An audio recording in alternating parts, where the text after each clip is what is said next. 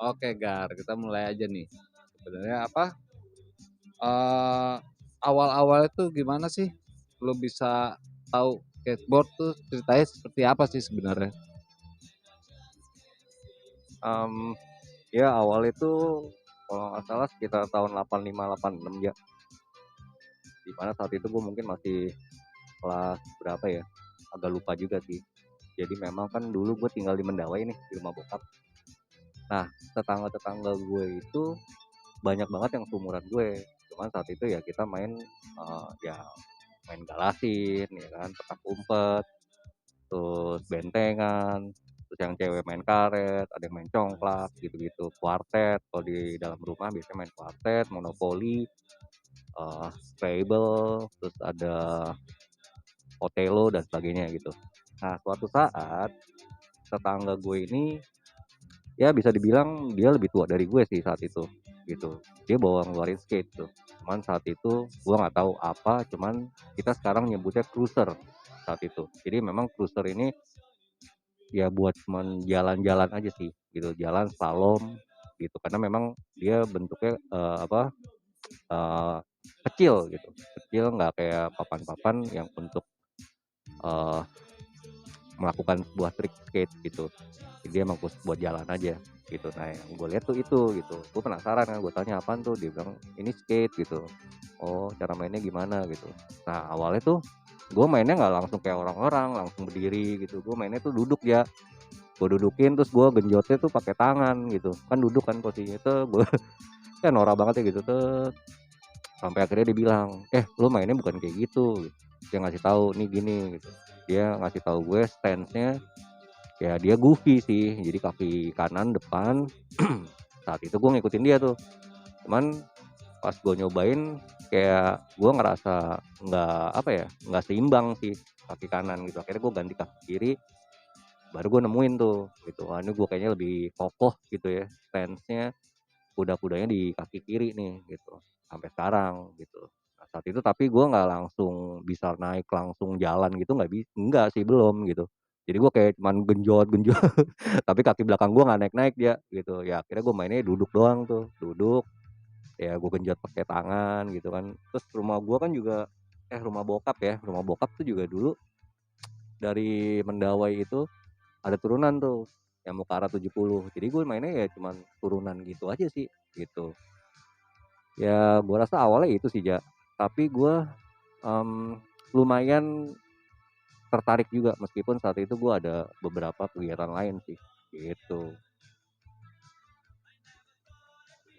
Terusnya apa, di zaman-zaman itu kan gue pengen tahu deh, zaman-zaman itu setahu gue nggak ada tuh yang namanya skate park apalah, itu kan cuman yang kita lihat di film-film gitu loh. Zaman itu ya, kan artinya lu pasti struggle banget nih di zaman itu. Boleh denger nggak struggle-nya apa, eee, apa struggle-nya lu main skateboard di saat itu? Iya, jadi saat itu sih bisa dibilang lumayan susah banget ya, karena pertama untuk ngedapetin sebuah skate aja yang proper ya, itu lu minimal musti ke Singapura sih, gitu. Karena memang skate shop di Indonesia saat itu belum ada dan, ya kalau kayak toko-toko olahraga udah banyak yang jual skateboard gitu, cuman nggak proper sih menurut gua karena ya mereknya Seiko gitu yang bahannya juga plastik gitu ya. Jadi struggle-nya ya kita untuk bisa ngedapetin produknya aja itu minimal mesti ke Singapura. Makanya zaman dulu, zaman gue saat itu nggak banyak yang main, artinya orang-orang tertentu aja nih yang main gitu. Dan kita kan juga semua tahu gitu, channel TV saat itu cuma satu kan, TVRI. Nah, TVRI ini juga saat itu gue lihat jarang banget ada program yang nayangin, eee, skate ini gitu, skateboard ini gitu. Jadi ya agak lumayan susah, meskipun saat itu juga kan kalau untuk channel luar luar, sorry, ada parabola kan, yang saat itu juga orang tua gue make, cuman gue kan ya masih kecil, nggak tahu nih channel mana nih gitu kan, negara mana gitu yang nayangin skate gitu. Tapi memang gue udah tertarik saat itu, meskipun bisa dibilang gue saat itu juga main BMX ya. BMX, sepatu roda, terus zaman itu juga kan street dancing kan, break dance gitu yang ngumpul-ngumpul di parkir timur. Itu zaman-zaman itu juga. Jadi bisa dibilang skate itu masih di urutan belakang gitu. Dah, struggle-nya adalah selain itu akhirnya kita mencoba gue nyari tahu lewat majalah aja. Ya jadi di Melawai itu ada satu toko namanya Rubino. Rubino ini dia jual Trans World Skateboarding, di mana itu adalah majalah skate, dan gue ya akhirnya beli majalah itu. Terus gue mikir jadinya, yang gue lihat soalnya beda nih sama punya tetangga gue. Ya tetangga gue kan kecil tuh, cruiser. Sementara yang di Trans World ini papannya gede-gede gitu, dan ada triknya gitu, maksudnya terbang-terbang terus dia ngapain gitu, gue liatin gitu kan, wah ini beda nih gitu kan, wah ini gimana cara dapetin ini papan ini gitu. Dan di halaman belakang tuh ya selain ada sequence fotonya, foto sequence gitu ya, yang misalnya trik no comply gitu ya, saat ini namanya no comply, dia ngasih tahu tuh dari awal dia jalan sampai yang melakukan trik itu dikasih tahu berurutan gitu, gimana caranya gitu. Cuman kan agak susah ya ngebayanginnya gitu kan. Nah, selain itu juga di belakang ada kolom di mana skate shop ini yang jual produknya gitu. Jadi ya bisa dibilang saat itu ya gue nitip nyokap sih gitu. Papan pertama gue tuh adalah Santa Cruz, kalau nggak salah ridernya siapa ya, Bo Ikeda kalau nggak salah, gambarnya tuh ikan hiu lagi mangap gitu ya, ada gigi-giginya gitu taring, dia kayak ada lidahnya keluar gitu, lidahnya di ujung lidahnya itu ada tikus lagi main skate. Wah lucu banget, padahal sebenarnya gue mesennya tuh Steve Caballero, Paul Peralta kan. Gue mesennya itu cuman dibawain nyokap beda gitu. Gue agak ngambek tuh saat itu, cuman ya udahlah gitu. agak ngambek. Iya, alhamdulillah banget akhirnya dibawain, meskipun agak-agak nggak sesuai kan ya, namanya anak kecil kan, oh nggak sesuai ini maksudnya, ya gitu lah, cranky gitu. Terus ya udah akhirnya gue papan pertama gue itu. Dan ya struggle-nya selain itu ya kita lihat dari ini VHS, video.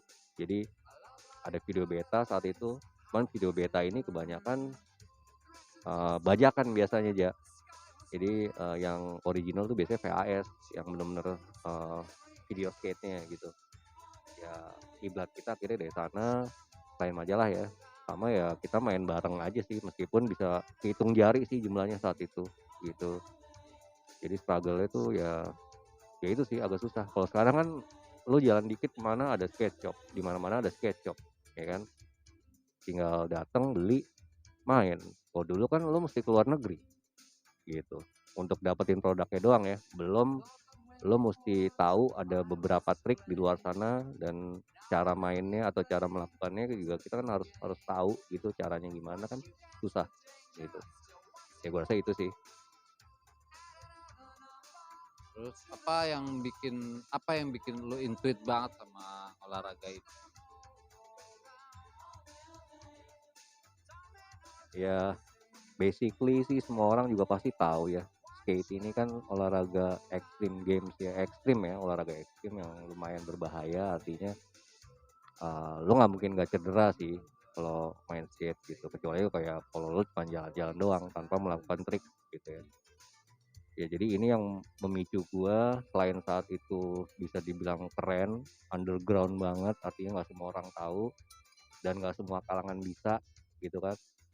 Selain itu juga ya karena gini, ketika lo mencoba sebuah trik, let's say kickflip deh gitu kan, lo selain modal nyali, lo juga harus bisa punya mindset, artinya punya pola pikir di mana nih caranya gue bisa kickflip 360 derajat muter, kaki gue nih posisinya di mana, terus nendangnya seberapa kenceng dan arahnya kemana gitu kan. Jadi kan itu sebuah apa ya, sebuah tantangan sih jatuhnya kan, artinya lo nggak bisa asal nendang doang kan, lo pasti harus harus karena ya melalui progres lah, maksudnya perkembangan. Ketika lo nyoba pertama nggak mungkin bisa langsung jadi kan, pasti kan ada lo jatuh atau apa, atau papannya mungkin mungkin kelebihan muternya gitu kan, macam-macam. Itu sih yang bikin lumayan gua tertarik, dan ternyata juga triknya banyak gitu kan. Nggak cuman kickflip doang saat itu kan, sampai sekarang bahkan kan. Dan selain itu juga gua ketika nyobain kickflip terus jadi gitu ya, berhasil, itu perasaan kayak euforianya tuh beda aja. Kayak, let's say kayak lu dapet duit nih banyak dari nyokap saat itu kan ya, kita masih kecil kan, masih dikasih duit gitu kan. Dari nyokap lu dikasih misalnya berapa gitu, banyak saat itu jumlahnya ya. Seneng kan, pasti lo udah kebayang, "Oh gue beli ini beli ini." Nah itu beda banget, beda jauh banget dibanding sama lo ketika lo belajar skate buat trik kickflip misalnya gitu ya, terus lo dapet, itu senengnya luar biasa ya. Artinya ketika lo, melalui proses lo jatuh ya kan, mungkin lo kaki lo kena papan, sakit, berdarah mungkin, atau mungkin sampai patah ya kita nggak tahu kan. Maksudnya setelah perjuangan yang lo lalui itu, terus lo akhirnya bisa, itu senengnya sih bagi gue ya, itu luar biasa sih, nggak lo dapetin di kesenangan-kesenangan lainnya. Itu sih yang membuat gue intuit banget sama skate gitu. Selain saat itu memang ya bisa dibilang ya itu tadi jarang jarang orang yang tahu gitu aja.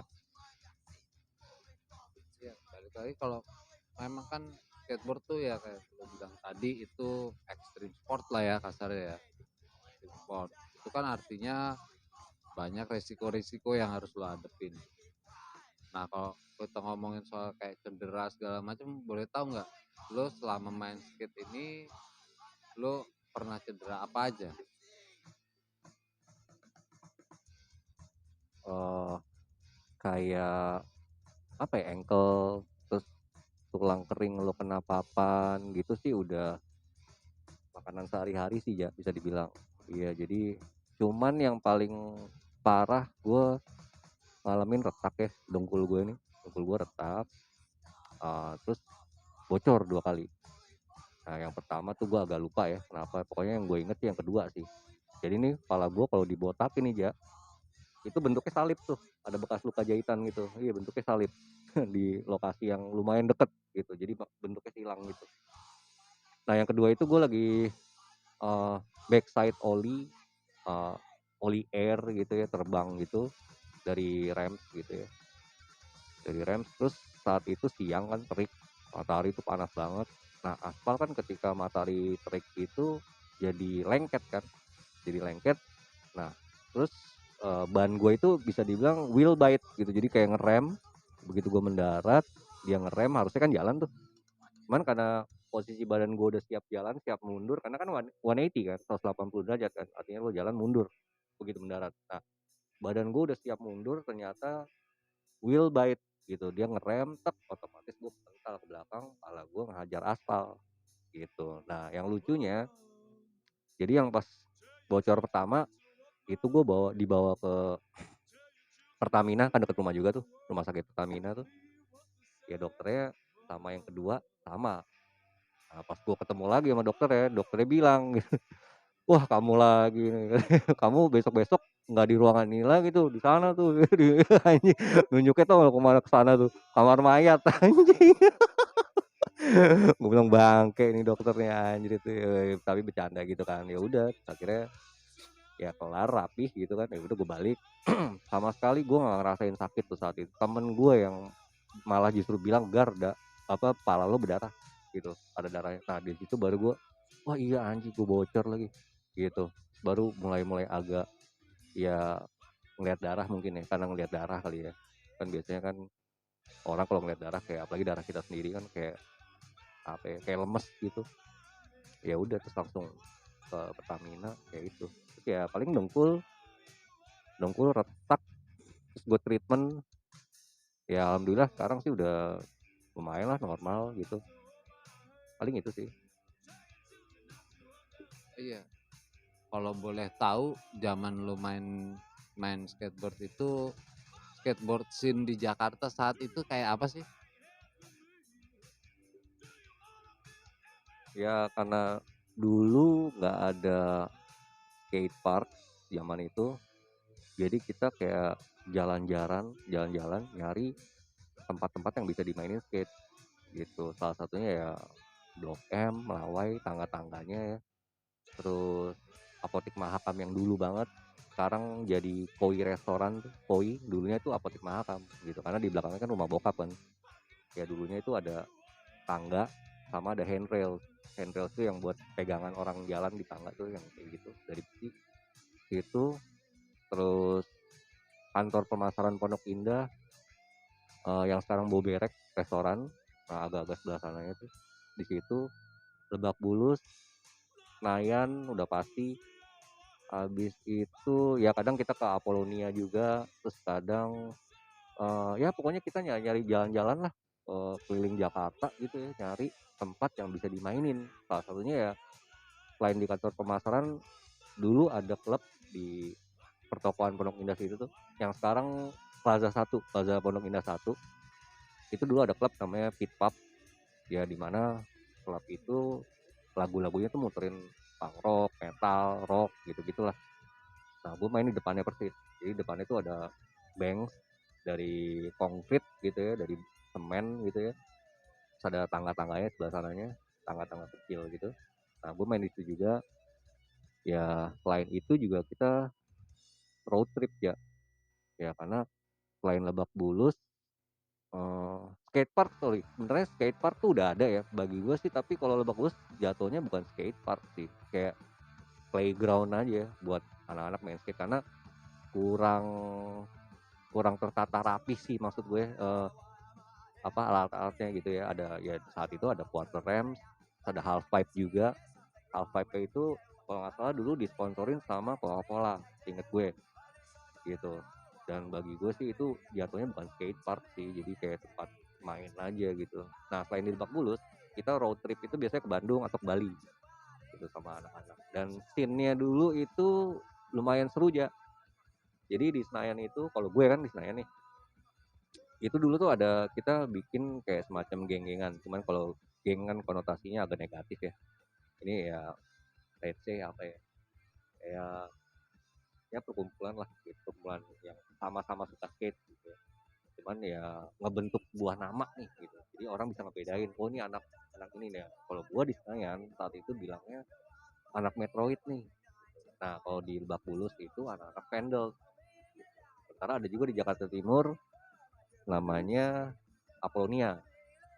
Nah masing-masing kayak gua misalnya Metroid itu diambil karena anak-anak itu dulu suka banget main game, kalau nggak salah Sega atau Nintendo, gue lupa namanya, Metroid gitu, seperti main gitu. Sementara Vandals itu diambil dari band punk rock gitu, band luar namanya The Vandals. Nah sementara kalau Apolonia ini Jakarta Timur ini diambilnya dari nama jalannya, di mana mereka mainnya di jalan itu, namanya Jalan Apolonia gitu. Sementara di Bandung ini ada juga namanya Street Spider. Nah serunya scene-nya itu jadi kita hampir setiap minggu pagi itu anak-anak Pendel, kadang anak-anak Apolonia itu datang ke Senayan. Jadi kita kayak battle. Jadi kayak bikin lingkaran, duduk-duduk. Nah, terus ya lu pernah tahu kan yang kayak break dance gitu kalau lagi battle kan, ngadu-ngadu gaya gitu kan. Misalnya gue lagi main atas nih gitu kan. Nah, sama aja, cuman ini skateboard. Jadi misalnya gue kickflip, baru gue balik lagi, ada lagi misalnya anak Pendel kickflip juga. Seru sih. Jadi kayak battle tapi skateboarding. Zaman itu ya, zaman gue. Gitu aja. Jadi timnya adalah ya karena belum ada skatepark, kita nyari-nyari tempat, road trip juga, Bandung naik mobilnya siapa gitu kan, atau kadang naik kereta gitu. Bandung nginep di rumahnya anak skate juga di Bandung. Nah di Bandung ini uh, ya lumayan bisa dibilang skatepark, tapi ya ya bisa dibilang skatepark karena lumayan rapih tatanya gitu. Jadi artinya dia konkret muter gitu kayak bank, tengahnya ada extension rem itu vertikal banget, terus agak sininya tuh ada piramid, terus ujungnya itu ada handrails, dan sebelah sebelah kirinya ada bank, ada fun box, ada wall ride juga sebelah kirinya, sebelah kanan kalau dari pintu masuk. Dan ya bisa dibilang skatepark sih karena memang tertata rapih gitu. Jadi orang alurnya tuh lainnya tuh lumayan bisa ini gitu, enak. Dan scene-nya selain itu paling apa ya, ya pertandingan-pertandingan yang berkesan banget buat gue saat itu anak Metroid nih, namanya, ya gue sebutin aja ya namanya, ya buat Reza nih, Reza Black, kalau mungkin dia nonton. Jadi kalau nggak salah ulang tahunnya Reza nih, eee, dia ulang tahun kalau nggak salah, terus nyokapnya ngundang tim pro dari luar, sebanyak 12 orang sih seinget gue, 12 apa berapa gitu gue lupa. Itu kebanyakan mostly tim Alpha, ada Edi Retegui, ada lupa gue, terus ada Natas Poupas dari Santa Monica Airlines dan beberapa lainnya lah. Pokoknya tim-tim pro luar ya. Itu diundang datang buat demo ke Jakarta saat itu. Kalau nggak salah ulang tahunnya si Reza nih. Kalau nggak salah ya gue agak lupa. Nah itu anak Metroid karena si Reza ini anak Metroid juga, anak Senayan. Kita digratisin tuh yang nonton saat itu. Dan gue dapet di depan, jadi VIP, di VIP malah. Jadi di depan tim Alpha main half pipe gitu per frame. Nah di depannya tuh kursi-kursi penonton, jadi benar-benar jelas banget ngeliat waktu gue seneng banget sih gitu, karena selain itu belum ada lagi tim pro diundang ke Jakarta gitu ya. Yang berkesan sih itu ya, skateboarding ini menurut gue ya seru sih, seru zaman itu gitu aja. Oke nih terakhir, gue mau tanya apa saran-saran lu untuk teman-teman kita, misalnya ada anak-anak baru nih sekarang yang mau mulai main skateboard, saran-saran lu seperti apa? uh, Saran gue sih nggak banyak ya, sarannya gue kayak ya uh, menurut gue sih go for it aja lah, maksudnya kayak apapun yang lo lakukan sih ya harus pakai hati sih ya. Ya semua orang kan tahu ya, skateboarding ini adalah olahraga yang lumayan bahaya sih. Artinya lo pasti cedera sih, pasti cedera. Artinya ketika lo mencoba sebuah trik, lo pasti akan jatuh atau ya amit-amit jangan sampai sih patah, mungkin kita nggak tahu. Nah, lo harus bisa punya pola pikir, gua akan mengalami itu, dan mungkin dari situ lo akan bisa menerima bahwa ya udah, emang ini kok, emang emang skate ya begini gitu. Dan akhirnya lo nggak nyerah gitu. Lo nggak nyerah, lo tetap terus aja gitu. Menurut gue sih nggak cuma skate ya, apapun yang lo lakukan pakai hati mungkin hasilnya juga akan lebih bagus dibanding lo setengah-setengah. Bener nggak? Iya. Ya kalau menurut gue sih pesan gue ya, ketika lo mulai suka main skate ya lo kalau bisa jangan setengah-setengah, terusin aja gitu. Itu aja sih menurut gue. Oke deh Gar, thank you banget nih atas waktunya, lo mau sharing sama kita, bisa didengar sama yang nonton sekarang. Oke teman-teman yang udah nonton, yang dengerin kita dari tadi, klik like, subscribe. Jangan lupa kalau ada komen aja biar kita bisa baca dan kita bisa ada semangat untuk bikin konten selanjutnya. Thank you ya, terima kasih perhatiannya, bye.